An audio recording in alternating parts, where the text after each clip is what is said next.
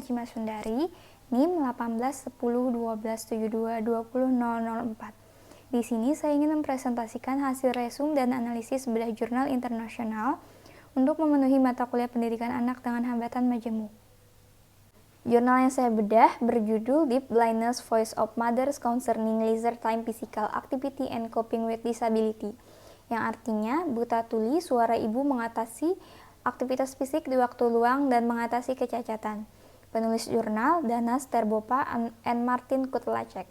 Tahun 2014, volume 44, nomor 4, halaman 193 sampai 201. Jurnal ini yaitu jurnal Akta Gimnika. Bedah jurnal ini dikerjakan saya sendiri oleh Najimah Sundari pada 27 April 2020. Di sini temuan masalah pada jurnal yaitu orang dengan hambatan buta tuli itu mengalami banyak isolasi sosial yang dapat membuat partisipasi mereka dalam melakukan aktivitas fisik waktu luang mereka lebih sulit. Nah, di sini hambatan-hambatan yang mereka dapat yaitu kurangnya alat-alat yang memadai, kurangnya dukungan-dukungan dari masyarakat maupun pihak-pihak tertentu untuk mengadakan program-program untuk aktivitas fisik di waktu luang yang khususnya untuk anak dengan hambatan buta tuli.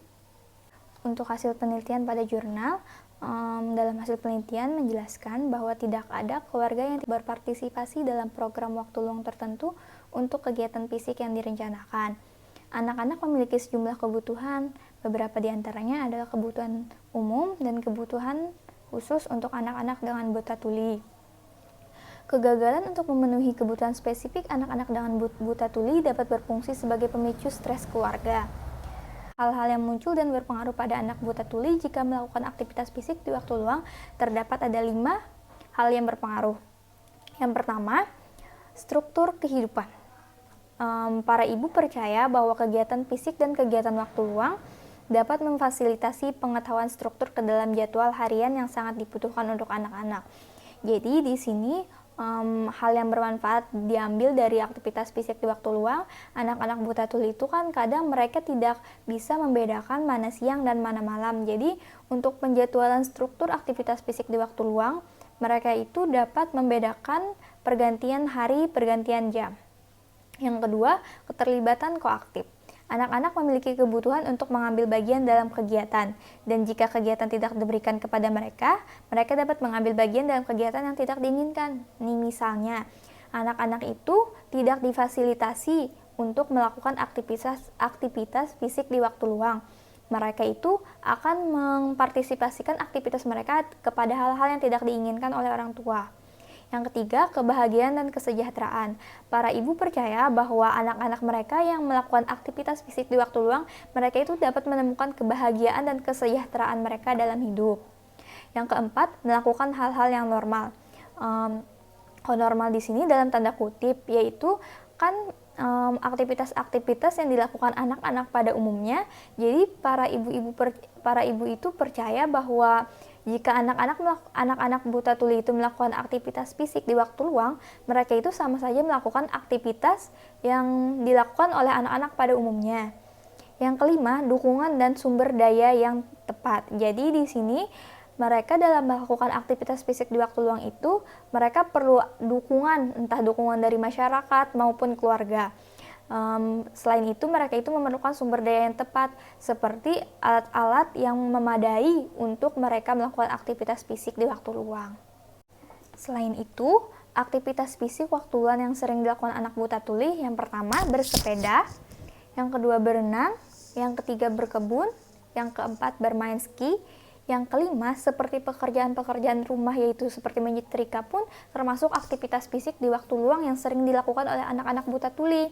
Selanjutnya dalam jurnal juga disebutkan semua anak dengan buta tuli itu tinggal di sekolah berasrama. Jadi mereka menghabiskan waktu-waktunya dari Senin sampai hari Jumat itu di sekolah berasrama. Lalu untuk weekend yaitu kembali bersama keluarganya. Selanjutnya kesimpulan jurnal. Dari akun ibu yang diwawancarai, terbukti bahwa mereka merasakan beberapa manfaat dari partisipasi anak-anak mereka yang melakukan aktivitas fisik di waktu luang. Para ibu juga menyatakan bahwa ada memerlukan kebutuhan akan sistem pendukung yang membantu dalam mengatasi identitas orang tua yang memiliki anak dengan hambatan buta tuli. Di sini ada berbagai sistem pendukung yang dapat memfasilitasi partisipasi dalam aktivitas di waktu luang. Contohnya ada 1 sekolah khusus, 2 program khusus, 3 peralatan yang diadaptasi, 4 kelompok dukungan orang tua, 5 bantuan. Nah, jika tidak adanya sistem pendukung ini dapat menciptakan hambatan dalam berpartisipasi untuk anak buta tuli. Selanjutnya, temuan teori pada jurnal yang berhubungan dengan anak hambatan majemuk. Yang pertama, individu dianggap buta tuli jika mereka memiliki gangguan pendengaran dan penglihatan secara bersamaan yang menyebabkan kesulitan dalam komunikasi, akses ke informasi, dan mobilitas. Buta tuli ini juga disebabkan karena gangguan pendengaran dan fungsi visual yang menyebabkan kesulitan parah di bidang psikososial, komunikasi, interaksi sosial, interaksi dengan lingkungan, dan dalam memenuhi kebutuhan orang-orang yang buta tuli. Nah, di sini saya lampirkan daftar pustaka teori pada jurnal yang berkaitan dengan anak dengan hambatan majemuk. Lalu komentar jurnal. Dari segi penulisan, dalam jurnal ini memiliki kelebihan, yaitu bahasa yang mudah dipahami, apalagi untuk pemula seperti saya yang terkadang mengalami kesulitan dalam mengerti pembahasan yang ada pada jurnal dikarenakan kosakata yang sulit dipahami. Untuk kekurangannya, masih ada kosakata yang jarang terdengar dan ada beberapa kosakata yang mengalami kesalahan penulisan. Dalam segi materi, jurnal ini memiliki kelebihan, yaitu sumber dan penjelasan yang jelas terhadap materi yang ada di dalam jurnal, dan juga di dalam materi tercantumkan hasil-hasil wawancara kepada narasumber yang pastinya apa yang disampaikan narasumber berdasarkan pengalaman pribadi. Untuk kekurangan, kurangnya pemuatan materi tentang teori-teori yang berhubungan dengan anak hambatan majemuk ataupun anak buta tuli. Lalu perolehan pengetahuan setelah membaca jurnal. Di sini pengetahuan yang saya dapat yaitu ternyata aktivitas fisik di waktu luang itu mempengaruhi psikososial anak yang memiliki hambatan buta tuli. Aktivitas fisik di waktu luang yang mereka lakukan itu juga bermacam ragam, seperti berenang, bersepeda, berkebun, bahkan menyetrika pun juga termasuk. Pengetahuan lainnya yaitu di Republik Ceko ternyata rata-rata anak yang mengalami hambatan penglihatan dan pendengaran itu mereka disekolahkan di sekolah berasrama, di mana mereka menghabiskan waktu selama 1 pekan di sekolah tersebut. Lalu pada akhir pekan mereka kembali berkumpul bersama keluarga. Dan lagi peran keluarga itu sangat penting dalam menunjang aktivitas fisik di waktu luang.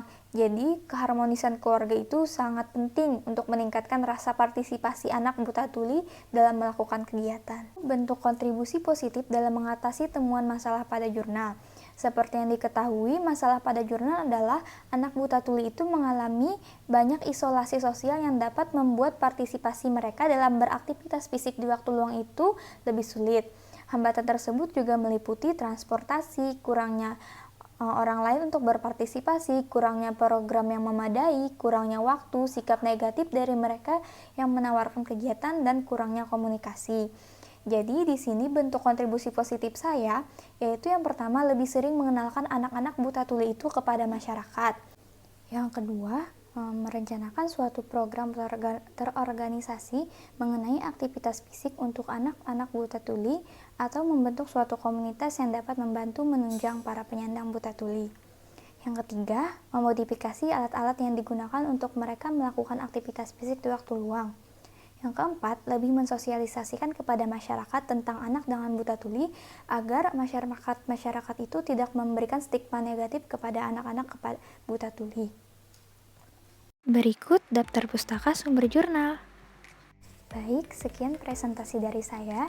Jika ada salah kata mohon maaf. Wassalamualaikum warahmatullahi wabarakatuh.